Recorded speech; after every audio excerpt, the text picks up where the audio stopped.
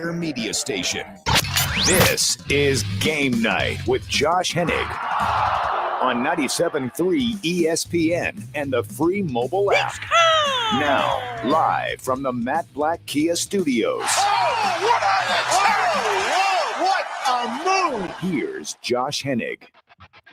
Hump Day Wednesday edition of Game Night on 97.3 ESPN. I'm Josh Hennig, hanging out with you guys live in the Matt Black Kia Studios.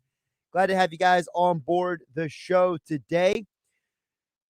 Usually you have a Weinberg Wednesday, but Dave Weinberg has the week off, so we got Kevin McCormick jumping into the show today as Sixers play the Celtics tonight. You hear all the action right here on 97.3 ESPN coming up at 7:30 p.m. tonight. 7 o'clock, 7:30. The game is in Boston. So I always tell people if it's a home game, the game's probably 7 o'clock. If it's an away game, it's probably not 7 o'clock. So in this case, it's 7:30 tonight on 97.3 ESPN. So Kevin McCormick, Sixers beat writer, joins us coming up at 6:20. We'll get into the Eagles news as well. Minor Phillies news. Obviously, they went out there and they signed a relief pitcher. I feel a little better they did something. I don't love the move. I don't hate the move either. I think it's a fine move. I think it's a good move. But when you see news like from John Heyman and Jeff Passan that Chris Taylor is in serious talks to return to the Dodgers, and all the Phillies walked away with was Corey Knebel on a 1-year, $10 million deal, it definitely doesn't give you a lot of good vibes. Kind of makes you feel like they did the bare minimum. So, but I want to get to the Eagles news, and of course, we'll hear it from you guys. 609-403-0973 is the text. We're also live on YouTube at 973 ESPN. We'll try to get to everyone's messages today. I know by the end of the show last night, we kind of ran out of time. We didn't get to everyone's messages over on YouTube and on the text board, on the DMs. But we try to get to everyone's messages every show. So we'll try to do that again as well. Tonight, of course, you can DM the show as well through the 97.3 ESPN mobile app. It's free. Thanks to First Bank Seattle City. If you would have had the 97.3 app, you would have seen the alerts about Corey Knebel signing with the Phillies, as well as the nominees for this week's South Jersey High School Athlete of the Week. Of course, we announce the winner every Friday right here on Game Night on 97.3 ESPN. You can check out the full list of nominees right now on the 97.3 ESPN mobile app and over at 97.3ESPN.com. All right, the Eagles news. I do like to open the show each week on a Wednesday, getting you guys updated on the injury report. Now, Nick Sirianni was extremely vague and did have a lot to say about a lot of injuries today. But the injury report gives us a better insight on what's going on. So, Jalen Hurts was a limited participant in practice with an ankle. Typically, if you're a limited participant, you are probably going to play. You know, if you start missing practices, that's when we start getting the red flag about whether you're going to play or not. That's why I'm curious to see what happens with Jordan Howard. All right, Jordan Howard, he is looking more and more like he may not play because he's a DNP again. They still list him with a knee issue. And there's a part of me that wonders, and I asked this question to you guys on the air and on the website, there may be a possibility the Eagles just say with some of these guys, you know what, we got a bye week coming up. Do we really need to get these guys out there? Do they really need to play? Look at Brandon Brooks. Basically, Nick Sirianni punted on Brooks on Monday. His whole thing on Brandon Brooks was, you know, we're going to reevaluate, we're going to figure it out, blah, blah, blah. And I'm thinking, you know, that really sounds like a guy who is just punting. I feel like they literally just punted on Brandon Brooks after the bye week. And I wouldn't be surprised if they do that with anything else. You know, there's a lot of times when teams use the bye week as like an extra week for healing for guys. And Right now, they're doing it with Brandon Brooks, and I wouldn't be surprised if they also do it with Jordan Howard. As long as Miles Sanders is okay, that at the end of the day, you don't need Jordan Howard for the Jets game, but you need him for the stretch run. Because when you play Washington twice, and Washington's defense has been way better recently than the start of the season, when you play teams like the Cowboys and you got to replay the Giants again, you're going to need Jordan Howard at his best. So I feel like there's a possibility he just might not play at all. Fletcher Cox, he's a DNP for rest. That feels like a weekly thing they're doing now. Keep an eye on the Boston Scott Devonta Smith thing. They are listed with illness. It's non-COVID related. We know that because if it was COVID related, they put on the COVID list, but they haven't put on the COVID list. It's just illness. Could be anything at this point. And I understand the world we live in. Everyone is suspicious anytime there is a illness designation because it could be anything from a stomach bug to a cold to the sniffles. They're just not feeling well. Doesn't have to be anything serious, but something to keep an eye on. Both Boston Scott and Devonta Smith did not practice today due to illness, but everyone else with either limited practice or they did practice fully. So it seems like that after today's work at the facilities and their walkthroughs, that right now Jalen Hurts is on pace to play this Sunday, even though the Eagles haven't officially confirmed it yet. Now, I think we'll find out more on tomorrow's injury report about what's going on with these guys when they have a full practice. And then Friday, we'll get the official ruled in and out. So we will keep you updated right here on 97.3, ESPN about the situation with Jalen Hurts and the Eagles going into the Jets game. Now, on the flip side, the Jets are in their own quandary. And the Eagles are playing because the Jets, remember, they got Zach Wilson back last week, and now he's banged up. He's already hurt. So it's looking very likely that he does not play this week. Right now, Zach Wilson, he did practice in the walkthrough, so at least he's on track to play.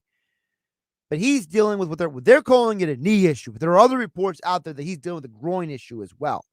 So he's banged up. He's beat up right now. So you may have a situation where both teams' quarterbacks are going into this game both just not healthy, okay? And the other thing for the Jets is they're currently on track to be without also Sheldon Rankins, their best D tackle. Morgan Moses coming off an injury as well, one of their best offensive tackles. So two guys in the trenches for the Jets, a Jets team that is already not very good, have two guys seriously banged up that are going to be an interesting conversation to be had about what's going on with them. So you may be playing a banged up Jets team. And I think as long as you do your job and play the way you're supposed to play, I think it's something to keep an eye on as we get closer. And of course, you can hear the Eagles and Jets this Sunday. Merrill Reese, Mike Quick on the call. Here in your home for Eagles football in South Jersey. 97.3 ESPN.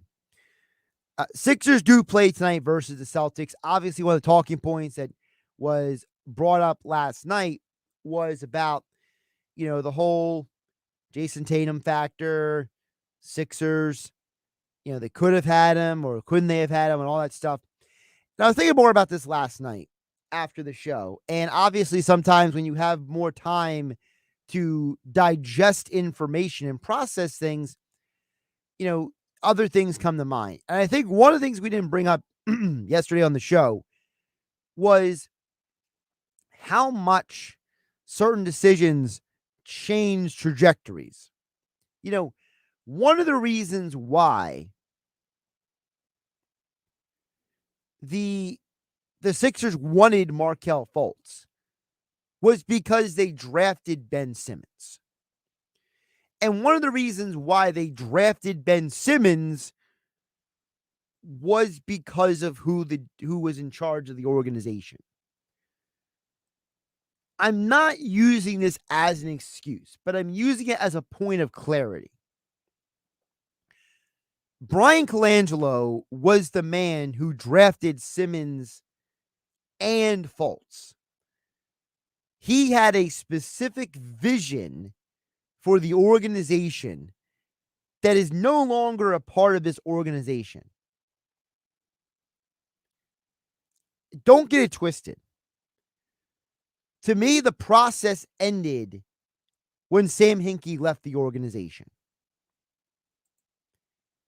When Colangelo came in, they went a different direction.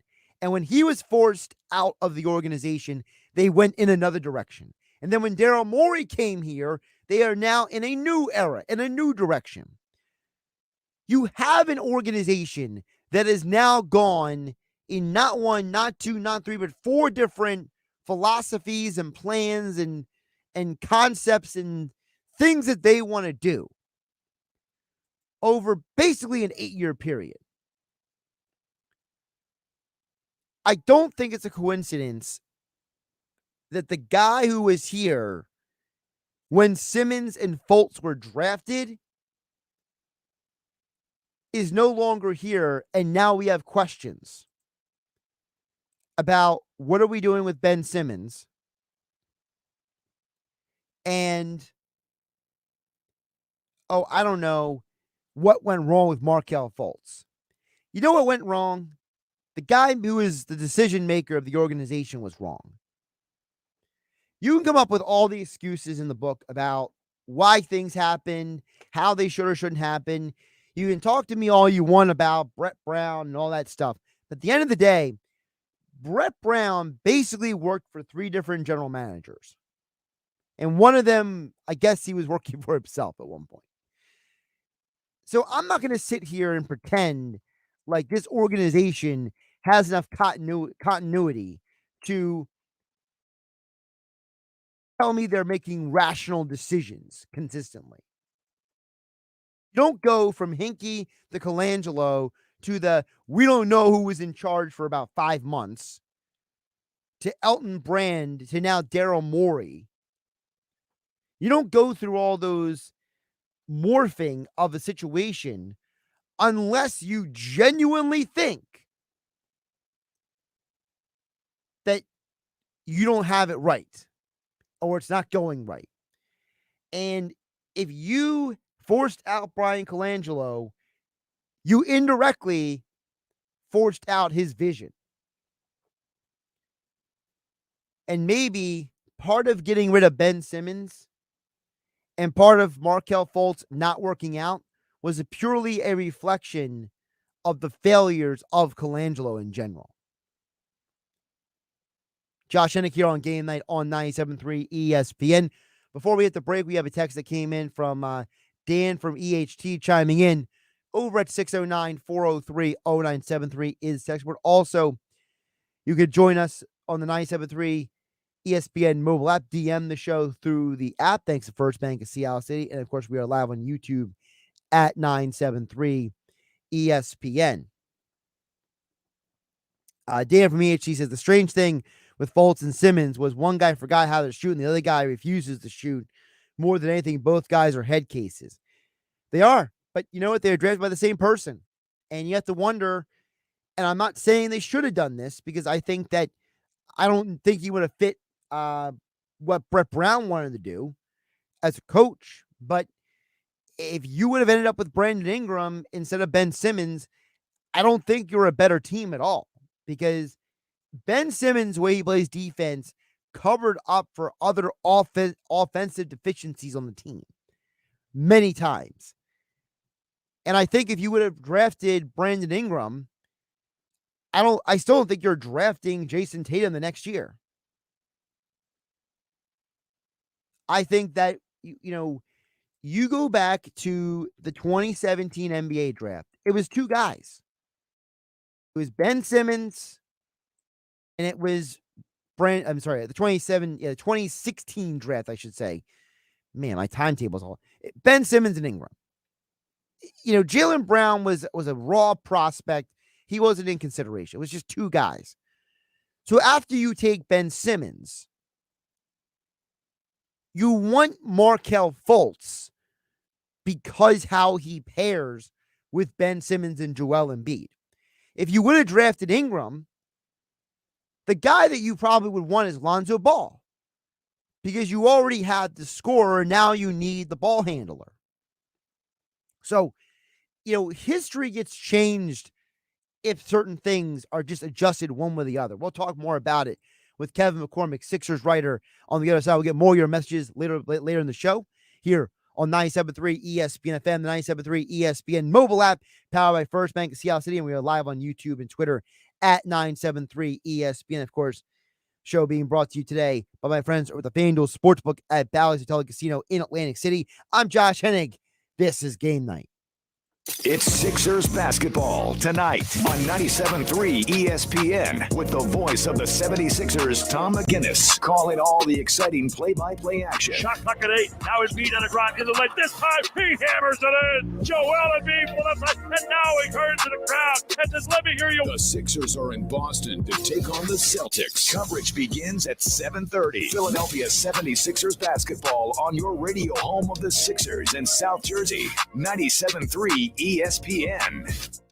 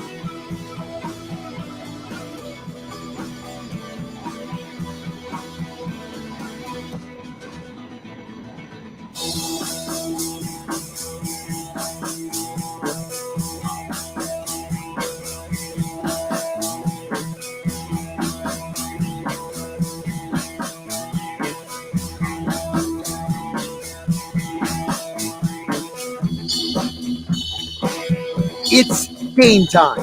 Football season is in full swing, and you can catch all the NFL action at the FanDuel Sportsbook in Bally's Hotel and Casino, Atlantic City. It's time to get in on all the games you love. Experience sports betting done right with live streaming games, food and beverage, self-service betting kiosks, and more. Get your game face on and score big this weekend when you bet at FanDuel Sportsbook in Bally's off the boardwalk, Atlantic City. Gambling problem? Call 1-800-GAMBLER.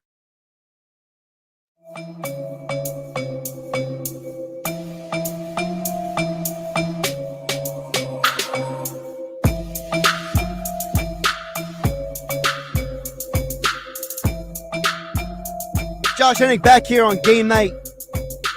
We'll get to more of your messages a little bit later in the show. I see a bunch of messages came in from Kyle over on YouTube. So we'll get to Kyle's messages a little bit later as well.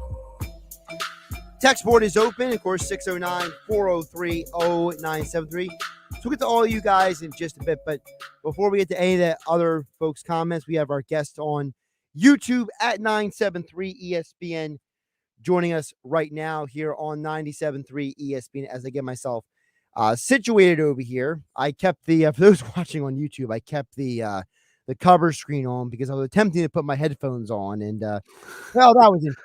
That was an interesting display of things bouncing all over the room, to say the least.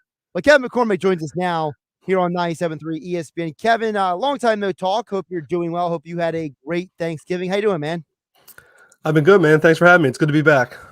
I'm glad to have you on. Before we get to anything particularly current, I want to rope you into a conversation we've been having kind of over the last 2 days. So yesterday, the topic of Markelle Fultz came up. And I know. Let this play out, okay? And, one of the things people are saying is, well, he was, people were saying, look, he's the worst number one pick bust. They should have had Tatum. We all hear that all the time. And anytime the Sixers play the Celtics, it's always going to come up.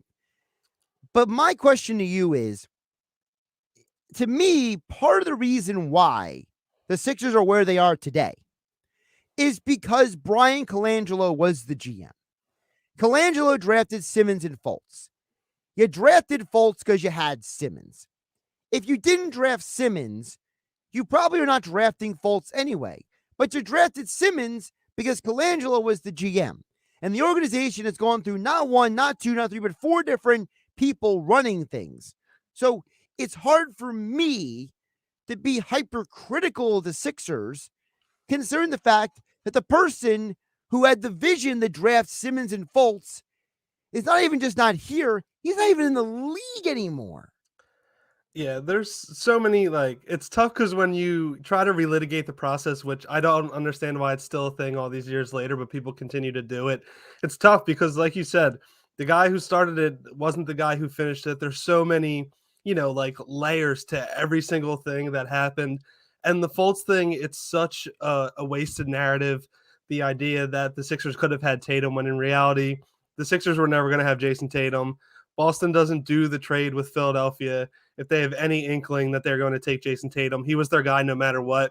If they stayed at 1, they probably would have taken him anyway. So just that whole thing, obviously, the Simmons, he was a clear number 1 pick. I think even now with everything that's gone on, if there was a redraft, he arguably still goes above most of the guys taken in his draft class. I think I'd still take him above Brandon Ingram, and maybe Jaylen Brown has closed the gap, but I still think Simmons is the better player. But there's just so many layers to everything. It's very tough to relitigate everything that happened through that span of the franchise.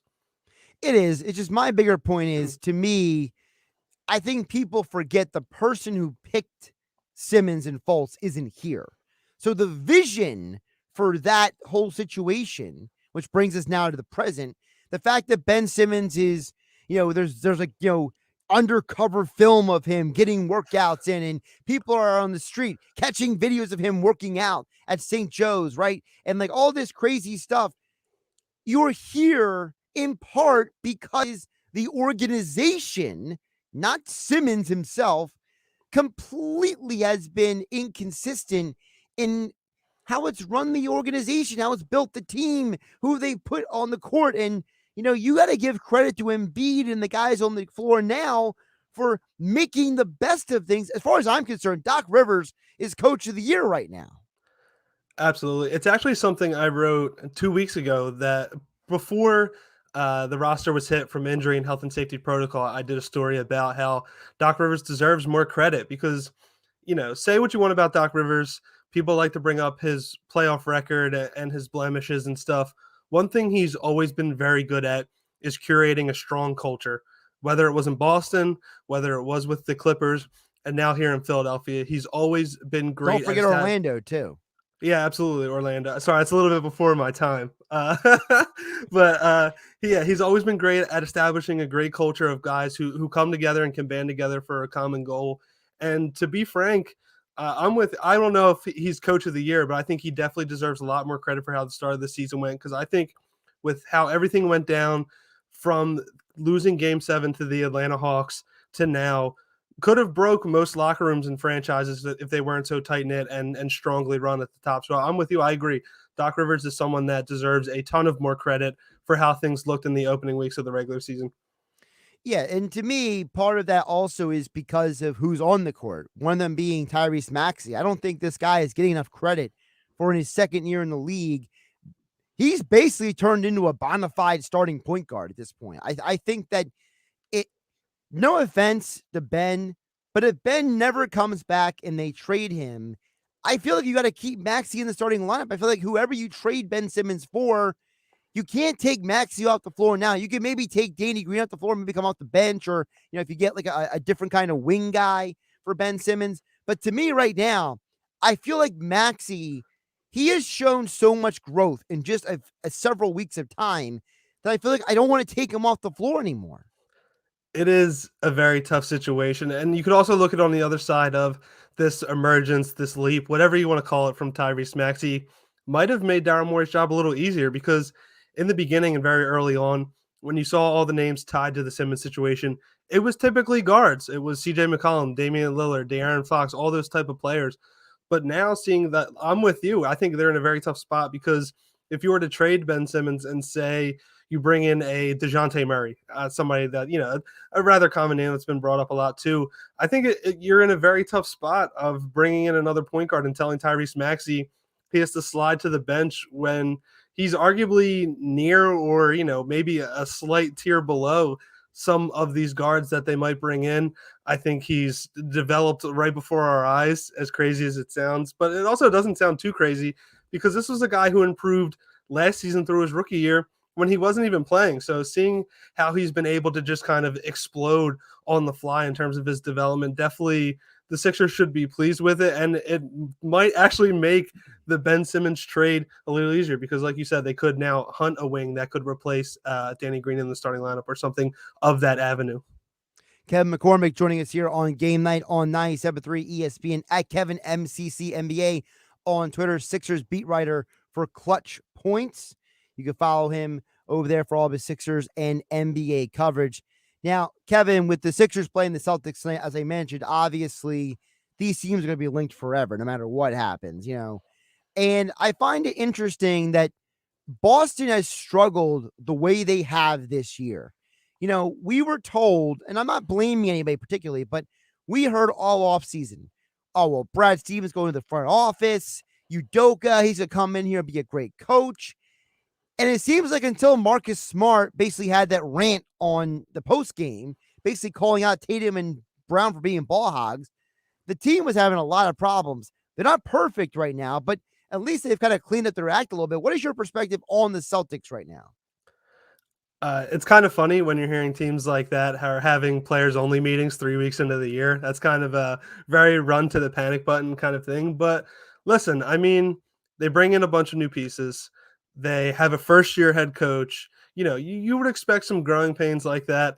Obviously, Tatum and Brown are inserting themselves in that upper echelon of NBA superstar. But I think it really just comes down to good teams find a way to win. Like, talent always figures it out. And, whether you want to admit it or not, the Boston Celtics roster still has a ton of talent on it, whether it's Tatum and Brown, Horford, Smart, Dennis Schroeder. Like, they have all the pieces. It's just one of those. Sometimes teams need a little bit longer than others to figure things out and get all the pieces to click. Now, I understand that this is not the same Celtics team as in the past, but Tatum and Brown are still there. Marcus Smart is still there. Do the Celtics match up well with the Sixers as they have in the past? It's tough. I definitely having no Ben Simmons, I think, makes it a little easier because they don't need as much size. But right now, yeah, I would say they match up a little easier. The Sixers having such a small backcourt, I think, makes their life a little easier. And losing Simmons and his defense, I think, makes life a little tougher defending that lineup because typically you could have him on one of Tatum or Brown at all times. So now we're going to see more from Tobias Harris. We'll probably see him be the primary defender on Jason Tatum, and Danny Green or Matisse Thybulle, whoever Doc Rivers goes with, will take Jaylen Brown. So, yeah, I would say that this current iteration of the Sixers roster definitely makes life a little easier for Boston in terms of defending them. Because my thing with Boston is, and I feel like I could never say this years ago. This Celtics team is not as deep as it was years ago. Like this, I remember when the Celtics were like 9-10 guys deep. Remember? Like you would see the Celtics go to the bench. You're like, here comes another dude. Here comes another dude. And it seems like these years later, like ever since the Celtics beat the Sixers in that playoff series with TJ McConnell winning the one game by himself, it's like ever since then, the Celtics have gotten less deep and the Sixers bench has gotten deeper. It's a very strange, like, change of direction for both franchises. Definitely. I would agree that Boston has become more of a top-heavy roster. It's crazy to think when you look a few years back when they made the move for Gordon Hayward and they made the move for Kyrie Irving, there was stretches where Jaylen Brown was coming off the bench. Could you imagine saying that now? A player like Jaylen Brown coming off the bench. Terry Rozier was coming off their bench. I agree. They had a lot of, just firepower and young talent who were in the early stages of their career off that bench. And now they are extremely thin. Now their options are Josh Richardson. So take that for what it's worth. Yeah, I mean, the fact that you just brought up who you did, Josh Richardson, I mean, and that's another guy who was acquired and then traded by two different administrations of the Sixers organization. But I digress.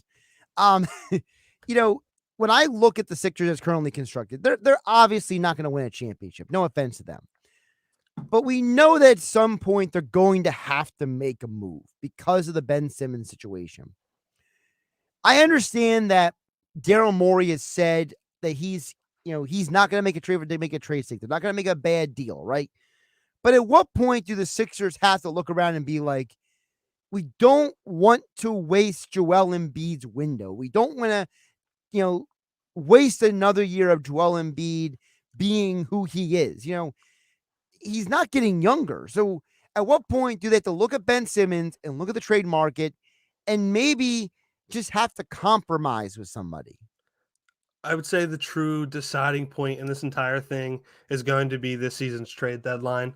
It's very easy in the early weeks of the regular season for Daryl Morey to go around and talk about saying that, hey, this could be a long saga, that Ben Simmons is under contract long term. But like you said, Joel Embiid is in the peak years of his career now. He is a top, whether you want to put him in the top 7, he's at least a top 10 talent in the NBA right now. He has shown that he can lead this team. And, when the trade deadline comes, depending on how the team looks, they'll be in that catch-22 of, do they want to dig their heels in and truly carry Ben Simmons into the offseason and try again this summer? Or do they compromise? Do they try and sell a little bit lower and add the pieces necessary to gear up for a playoff push because they want to give Embiid the best suitable roster and the most talent around him to do his best to lead the Sixers deep into the postseason? I just can't see this organization just hanging on to Ben Simmons for the sake of hanging on to Ben Simmons. You know what I mean? I understand they want to take a bad deal, and I'm with them. I don't want to see Andrew Lang, Jeff Hornacek, and Tim Perry traded for Charles Barkley. I don't want to see that scenario happen with Ben Simmons. Okay, I don't want to see a bunch of random dudes fill out a roster, but I feel like there has to be a player who, okay, maybe he's not an all defensive player, right? Maybe he's not Damian Lillard, but there's got to be someone who's going to come out there, because you look at the NBA standings right now. The Western Conference is wide open, Kevin. Okay, outside the Suns and the Warriors, everyone is kind of in the same boat. The Jazz, nobody knows they'll ever get over the hump.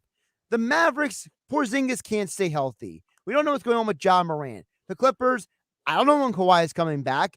The Timberwolves, they look pretty interesting at times. The Lakers, LeBron, he's been in and out of the lineup. Portland, they're the streakiest team in the league, honestly. And the Nuggets are kind of just hanging around 500. So to me, if I'm a Western Conference team, to me, Ben Simmons can solve a lot of my problems. And reasons like that are why Daryl Morey has remained patient through this entire thing. He, all the reports said he hoped the team would stumble out of the gate, or some team that feels that they need to make that one last push to up their roster a little bit for a deep playoff push was when he would step in and make his move. Now, obviously, it makes it a little tougher because a lot of like a team like Minnesota, who was linked to Ben Simmons all summer, all the reports said they wanted to bring Ben Simmons into their core. They didn't want to give up key pieces to move to acquire him. So it's going to be that weird catch-22, but I do believe I'm in that boat. There's going to be a team that either is in a panic or feels that they're very close and that Ben Simmons can be a piece that helps take them to the next level, whether they see him as a top guy or like a Draymond Greenish type guy in terms of building them to a championship tier team, that Daryl Morey will be able to swing a deal when necessary. And also, it's not just one team. It's probably going to take about 3-4 teams to get this deal done. I mean, look at the Harden deal. Absolutely. Everyone won in that deal except for Houston. Houston completely got destroyed and embarrassed in that trade. I mean, Indiana got Karis LeVert. The Cavs got Jared Allen. The Nets, they got Harden. And Houston ended up with absolutely nothing. So, wait, you're telling me Victor Oladipo and Kelly Olynyk aren't key franchise pieces? Well, they ended up in Miami. Remember, they weren't even in Houston by the end of the year. Come on. It's pretty laughable that the team that traded away the star player is the team that lost the deal. Now, I know that's always the phrase that the team that trades away the star typically loses, but they really did lose a 5-team trade. It truly is remarkable when you look back on it. Yeah, so I just feel like looking at the Western Conference, a deal's going to happen. You know what I mean? And I understand that a lot of teams don't want to give up an elite player. And honestly, I don't think Daryl Morey is so stubborn that he won't make a good trade. But I think there's a part of him that looks around the league from his own experience and he says, look, I'm the guy who got Chris Paul to Houston. I'm the guy who brought James Harden to Houston. I'm the guy who made the Paul for Westbrook deal work. Like, he's the guy saying, look, I've made deals. I can get this done, but I'm not giving up Ben Simmons for a bag of basketball just because all the Sixer fans want him out of town.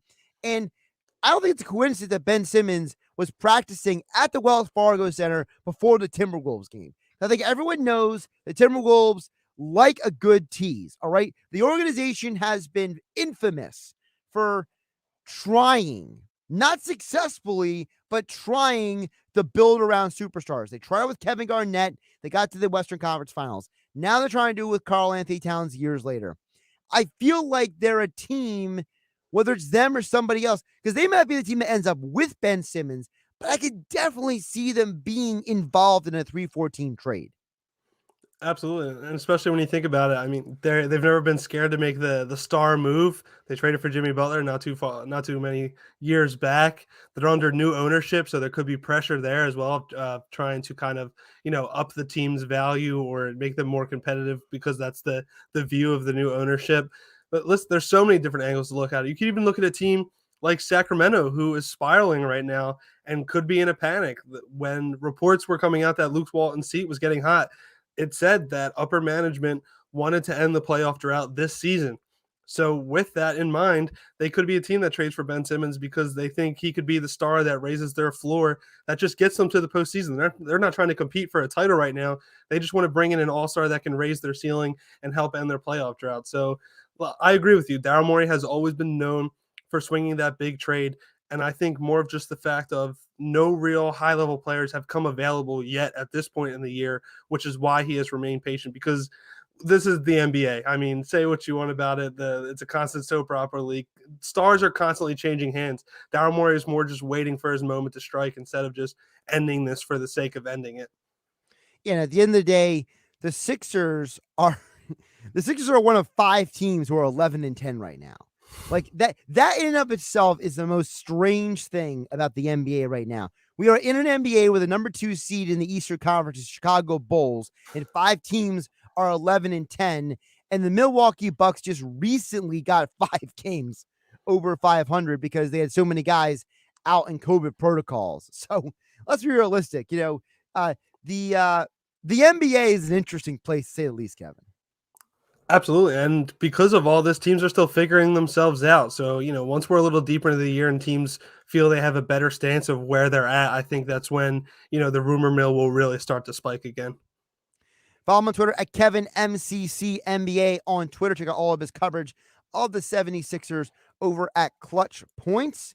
And, of course, he joined us right here on Game Night on 97.3 ESPN. Sixers Celtics tonight, 7:30 p.m. right here on 97.3 ESPN FM. Tom McGinnis on the call right here on your home for Sixers, Eagles, and Flyers, 97.3 ESPN. Kevin, great stuff. Always enjoy talking to you, and we'll talk soon, okay? Sounds great, man. Thanks for having me back. Josh Hennig here on Game Night on 97.3 ESPN. I see a ton of messages coming in. I've been loosely following the conversation between Kyle and Max over on the YouTube stream. Also, we have another message from Dan EHT. So we'll get to all of you guys as well as anyone messaging in to the 97.3 ESPN mobile app. Thanks to First Bank of Seattle City for providing the 97.3 ESPN mobile app for free. So with all your messages on the other side, Josh Hennig hanging out with you right here on Game Night. This is the radio home for Philadelphia Eagles football with the Eagles in North Jersey against the Jets. The Philadelphia Eagles have now beat the Jets 11 times and lost to them never. Pre-game coverage begins this Sunday at noon. Merrill and Mike call all the action starting at 1. This is where the Eagles play. 97.3 ESPN, South Jersey's Eagles station.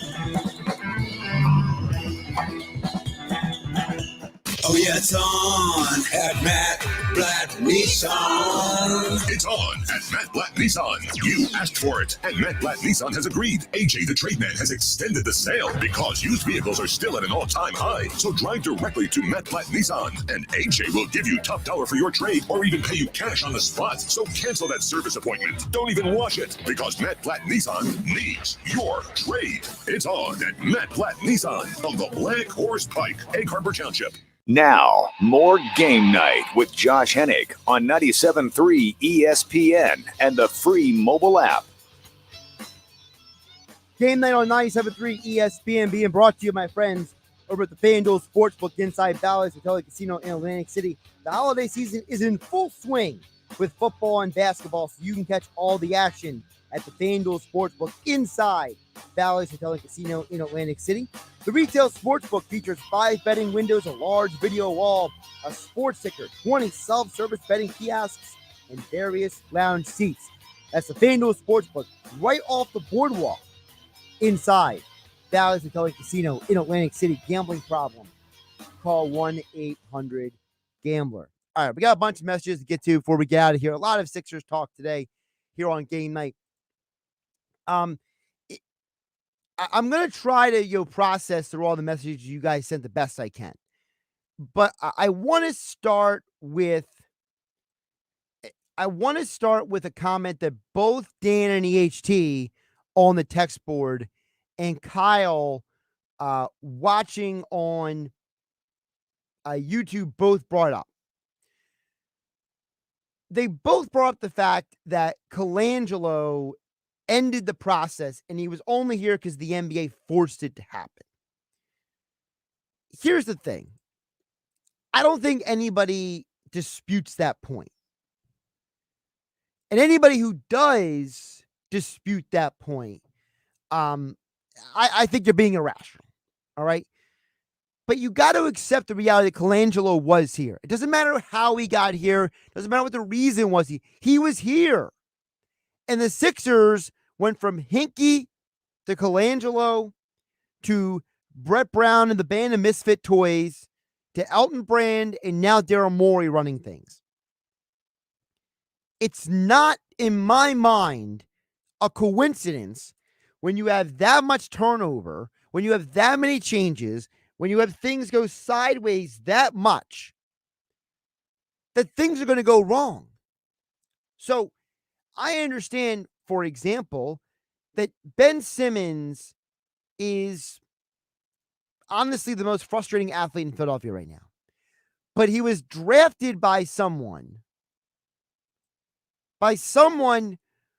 whose vision and perspective on this team is not even here anymore. So I can't get bent out of shape over something that's done and over with. Now, if somebody else wants to argue that till the end of times, that's on you. I can't do that. Now, the other thing that everyone's been bringing up as well is the fact that Boston was going to take Tatum all along. Again, I'm not here to write revisionist history. All right. Boston wanted Tatum. And the only reason why they made the deal is because they know the Sixers weren't going to take Tatum. That's well known. But it's also a reflection of the dysfunction of the Sixers. How did Boston have the sources to know that the Sixers were only going to take Fultz? How did they know? Again, it's on Colangelo. It's on the Sixers organization at the time that let that happen. Now that we got all that out of our system, let's get to some of the messages over on the stream. Max chimes in and says, imagine if Tyrese Maxey and Ben Simmons played together, they'd be potent. I don't know, man. I'm to the point where I think the problem is Ben Simmons. I don't know if Ben Simmons can function anymore in Philadelphia. It seems that the way Ben Simmons is mentally, he just doesn't want to be here. He doesn't want to deal with it. And the only reason why he's doing anything for the Sixers is because he wants his money. There's reports out there that apparently his financial situation is really bad. He hasn't saved pretty much any of his money. All right. Kyle follows up and says if Sam Hinkie was here, Sixers would be the deepest, most talented team with all the draft picks they can't beat. I don't know, man. I can't tell you what Hinkie would or would not have done. I'm going to assume, though, that, well, first of all, I don't even know if Hinkie would have drafted Ben Simmons. All right.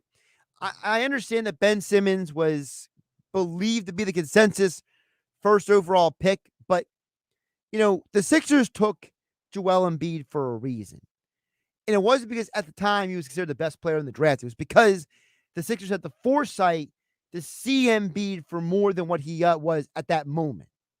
So there's a possibility the Sixers might have drafted Ingram. It's a possibility the Sixers might have traded that pick. What if the Sixers traded the first overall pick for a superstar? I'm not saying, but I'm just saying, to me, I don't know exactly what a Hinkie would have done, but I feel comfortable with saying he wouldn't have done what Colangelo did. I think that's the safest thing to say. Another comment here on the YouTube says, Seth Curry has really stepped into his role and improved it all around offensively, so much more from prior years. Seth has always been a late bloomer in terms of a player. You go back to watch him at Duke, and you realize that it took him a little bit of time to really find himself in the NBA. In college basketball, later in the NBA.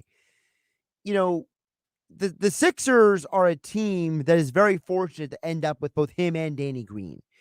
This is exactly what Morey wanted to do when he got here. He said all along they wanted to put the best players around Simmons and Embiid.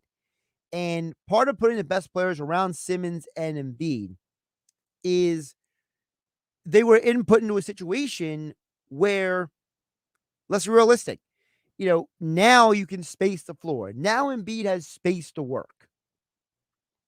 We also have another message saying the Sixers let Jeremy Gray and Christian Wood walk, which you could have kept for cheap. I don't know how true that is. I got to double check with Jeremy Grant. What exactly? I feel like that was a Colangelo trade, was Jeremy Grant. Let me just pull it up really quick. Off the top of my head, I don't want to give you misinformation here, but I feel like that was a Colangelo deal. Yeah, that was a Colangelo deal. That was November 2016. He was traded for Ilyasova. Here's the thing. Ilyasova ended up being a very important contributor for this team for a while there. So, it's a catch-22. If you would have kept Grant, here's the thing. If you would have kept Grant, you would have not had Ben Simmons. Grant would basically be the Ben Simmons defensive. Christian Wood, who knows what he would have been, honestly. Christian Wood basically, would he be the player he is today if he didn't get the playing time that he got other places to turn into the double-double machine that he is now? A lot of what-ifs with some of this stuff. I always enjoy the conversation with you guys. Danny HT, Kyle, Max, all you guys chiming in on the text board on YouTube. I'm Josh Hennig. This is Game Night, Sixers, 7:30.